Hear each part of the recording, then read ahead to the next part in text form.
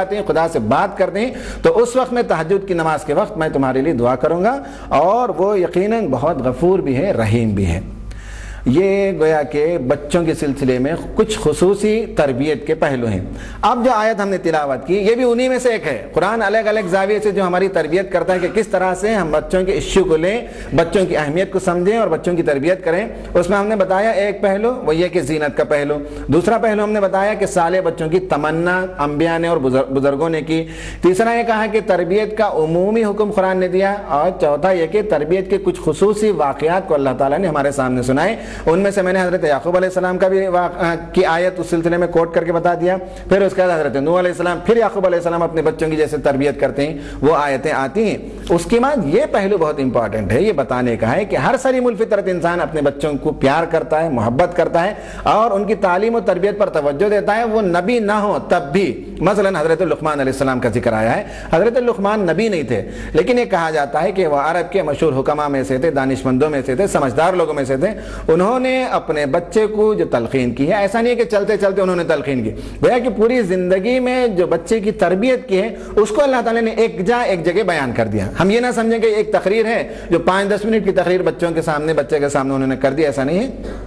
زندگی میں الگ الگ موقع پر انہوں نے الگ الگ پہلوؤں سے بچے کی تربیت کی، ان تمام پہلوؤں کو جمع کر کے اللہ تعالیٰ نے بعض آیتوں میں یہاں ان کا واقعہ بیان کیا ہے۔ اذ قال لقمان لابنہ وہو یعظہ، لقمان نے اپنے بیٹے سے کہا جب وہ اسے نصیحت کر رہا تھا، یا بنی لا تشرک باللہ، اے بیٹے اللہ کے ساتھ کسی کو شریک نہ ٹھہرا، ان الشرک لظلم عظیم۔ بچوں کی تربیت میں یہ سب سے پہلا نقطہ ہے عقیدہ، اور کہا کہ حق یہ ہے کہ شرک سب سے بڑا ظلم ہے، سب سے بڑا ظلم ہے۔ بچوں کی تربیت میں نقطہ نمبر 1 اس آیت سے یہ معلوم ہوتا ہے کہ عقیدے کی درستگی پر پہلے توجہ دینی چاہیے۔ ہمارے ہیں جن چیزوں پر توجہ ہوتی ہے، سب سے پہلے بچوں کو، وہ بچہ جیسے ہی بولنے لگتا ہے گانا سکھاتے ہیں، رائم سکھاتے ہیں، بابا بلیک شپ گاؤ بیٹے، اور ٹوئنکل ٹوئنکل لٹل سٹار، یہی ہے بچوں کو پہلے سے ہم شروعات کرتے ہیں، خوش ہو جاتے ہیں کہ بچے نے ٹوئنکل ٹوئنکل لٹل سٹار پڑھ دیا، فلاں پڑھ دیا، شروعات ہم اسی سے کرتے ہیں، پھر گانے بجانے سے۔ پھر اس کے بعد بچے جو گھر کی باتیں، بڑوں کو گالی دے کر جو بات کرتے ہیں، سنگولر میں بات کرتے ہیں، بڑا اچھا لگتا ہے، ہم کہتے ہیں کہ وہ ذرا کہو ماما سے تم نے کیسے بات کی، چاچا کو تم نے کل کیا کہا۔ یہ ہماری تربیت کی بنیادیں ہوتی ہیں، جبکہ بچوں کو تربیت میں سب سے پہلا نقطہ بچوں کو جو سمجھانے کا ہے وہ یہ کہ یہ کائنات بے خدا نہیں ہے، اور ہے خدا تو صرف ایک خدا ہے، ایک کے علاوہ کوئی اور نہیں۔ بچوں کو بچپن سے ان کی فطرت کی آواز بھی ہے، اور ان کے ذہن میں، ان کے کمپیوٹر میں جو چیز جا کر بیٹھنی چاہیے وہ یہ ہے کہ خدا کے علاوہ یہ کائنات چل نہیں سکتی اور ایک خدا ہے۔ یہ نقطہ پہلے ان کو سمجھانے کا۔ اس کے بعد حضرت لقمان نے اپنے بچے کو جو نصیحت کی، اس کے بیچ میں اللہ تعالیٰ نے اپنی بات بیان کی کہ لقمان نے تو کہا کہ اللہ تعالیٰ کے ساتھ شرک نہیں کرنا چاہیے، پھر بیچ میں جملہ معترضہ کے طور پر اللہ تعالیٰ نے بتا دیا کہ اپنے والدین کے ساتھ حسن سلوک کرو۔ یہ موضوع پر کل گفتگو ہو چکی ہے۔ اب اس کے بعد پھر عقیدے کی طرف آتے ہیں، اور ان کا جو خطبہ ہے یا ان کی جو باتیں ہیں لقمان کی، ان باتوں کا اللہ تعالیٰ پھر کنٹینیو کرتا ہے، پھر کہتا ہے کہ وَإِن جَاهَدَكَ عَلَىٰ أَن تُشْرِكَ بِي مَا لَيْسَ لَكَ بِهِ عِلْمٌ فَلَا تُطِعْهُمَا۔ یہ اللہ تعالیٰ کی باتیں ہیں کہ والدین کے ساتھ حسن سلوک کریں اور شرک نہ کریں۔ جو لقمان نے کہا اسی بات کو مؤکد کیا اللہ تعالیٰ نے، تاکید کی، والدین کے ساتھ حسن سلوک کریں، لیکن والدین اگر شرک پر تمہیں ابھاریں تو پھر ان کے ساتھ جو ہے اس بات کو تسلیم نہیں کرنا چاہیے۔ دنیا میں ان کے ساتھ حسن سلوک کرو لیکن ان کی بات کو تسلیم کر کے شرک نہیں کرنا چاہیے۔ اللہ تعالیٰ نے جملہ معترضہ بیان کیا۔ پھر حضرت لقمان کی بات شروع ہوتی ہے۔ پہلے تو انہوں نے کہا کہ شرک نہ کریں، نمبر 1۔ نمبر 2 حضرت لقمان کی گفتگو میں عقیدے ہی کی گفتگو ہے۔ یا بنی انہا ان تک مثقال حبۃ من خردل فتکن فی صخرۃ او فی السماوات او فی الارض یاتی بها اللہ ان اللہ لطیف خبیر۔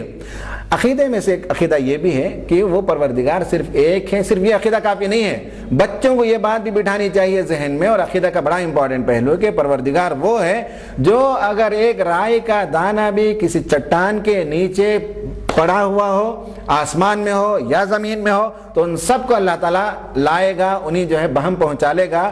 اور اللہ تعالیٰ لطیف خبیر ہے، بہت باریک بین بھی اور خبر رکھنے والا بھی ہے۔ یہ اللہ تعالیٰ کی توحید کے ضمن میں ایک اور پہلو کہ وہ تم پر نگاہ رکھتا ہے، وہ باریک بین ہے۔ ایسا نہیں ہے کہ کائنات کو بنا دیا اور جا کر کسی گوشے میں وہ چپ ہو کر سو گیا، ایسا نہیں ہے، بلکہ وہ تم پر نگاہ رکھتا ہے۔ اور تم کوئی بھی کام کرو بیٹے، تم اگر غلط کرو گے، جھوٹ بولو گے، دوسروں سے لڑو گے، فلاں کام کرو گے، تو ان سب پر خدا کی نگاہ ہے اور خدا کے سامنے تمہیں جواب دینا دینا ہے، اس لیے کہ پروردگار وہ ہے جو رائی کے دانے کے برابر بھی کوئی چیز کسی چٹان میں ہو یا آسمان میں ہو یا زمین میں ہو، اللہ تعالیٰ اسے نکال لائے گا، اسے برآمد کر سکتا ہے، یہ اس کی قدرت ہے۔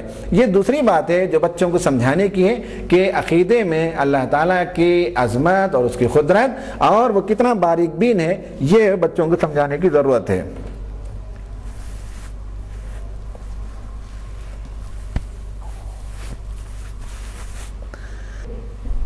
توحید، اور توحید میں اللہ تعالیٰ ہی کو تسلیم کریں اور اس کے ساتھ شرک نہ کریں۔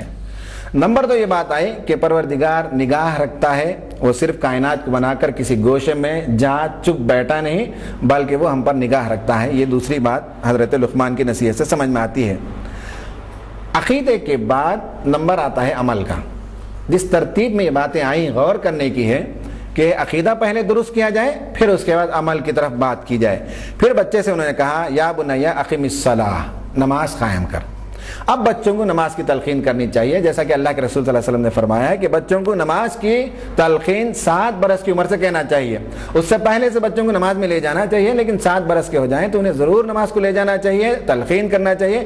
اور بچے اگر 10 سال کے بھی ہو کر نماز کو نہ جائیں تو اللہ کے رسول نے کہا کہ انہیں مارو۔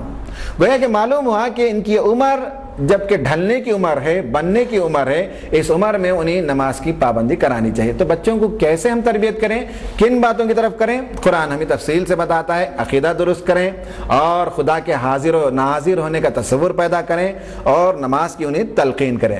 تیسری بات کیا کرنا، 3 باتیں ہو گئی۔ چوتھی بات بچوں کو بچپن ہی سے بتانا چاہیے جو ہمارے سماج کے اندر بالکل جو ہے غیر، مطلب یہ کہ اس کا رواج ہی نہیں ہے، اس کا چلن ہی نہیں ہے، بلکہ ہم ان چیزوں کو دین کا تقاضا ہی نہیں مانتے۔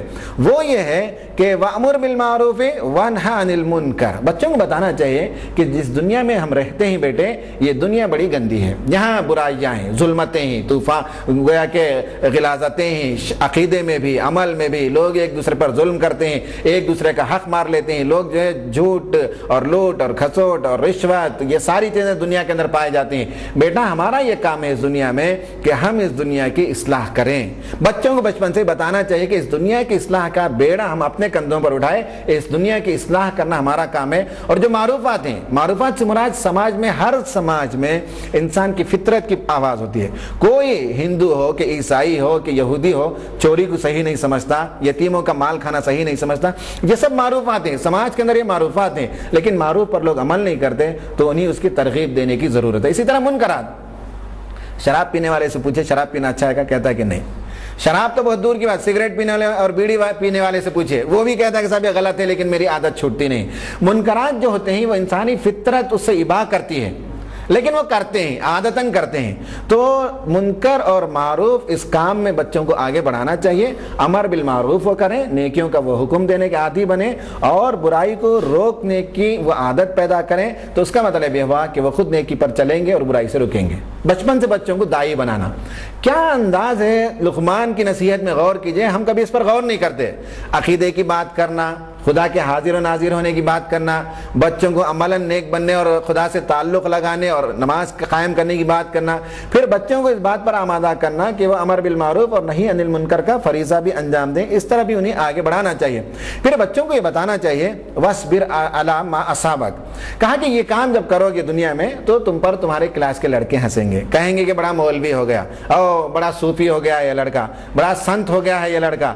ٹیچرز تم پر مذاق کریں گے، غیر مسلم ٹیچرز ہوں تو ہنسیں گے، جمعے کی نماز کے لیے بچہ وقت پوچھے گا تو اس پر بھی ٹانٹ ماریں گے، یہ سب ہوگا۔ بچوں کو بتانا چاہیے کہ نیکی کی راہ پہ چلنا کوئی آسان کام نہیں، پھولوں کی سیج نہیں ہے، صبر کرنا چاہیے، مصیبتیں آئیں تو بھی صبر کرنا چاہیے، نیکی پر چلنے کے لیے بھی صبر چاہیے، برائی سے رکنے کے لیے بھی صبر چاہیے۔ بچوں کو صبر کی تلقین کرنی چاہیے۔ آج کی دنیا کے بچے تو صبر سے خالی ہو چکے ہیں، جو مانگے جب مانگے اسی وقت انہیں حاضر ہونا چاہیے۔ کمپیوٹر کا زمانہ ہے تو وہ سمجھتے ہیں کہ والدین بھی جنات کے مانند ہوں گے، یہ بٹن دبائیں گے تو رات کے 12 بجے میپ چاہیے تو میپ، کلر پینسل چاہیے تو کلر پینسل۔ بچوں کے اندر وہ تحمل، بردباری اور صبر اور اپنی ضروریات پر کنٹرول، یہ ساری چیزیں آج کے زمانے میں مفقود ہیں۔ تو بچوں کی تربیت میں ایک نقطہ یہ بھی ہے کہ ہم انہیں صبر پر آمادہ کریں اور بتائیں کہ یہ راہ عزیمت چاہتا ہے، یہ راہ مشکلوں والا راستہ ہے، اور اس راستے پر بڑے بڑے لوگ جو چلے ان کے قصے ان کو سنانا چاہیے، انبیاء کے قصے سنانا چاہیے، صحابہ کرام کے قصے سنانا چاہیے، تاکہ معلوم ہو کہ کس طرح سے انہوں نے صبر کیا اور پھانسی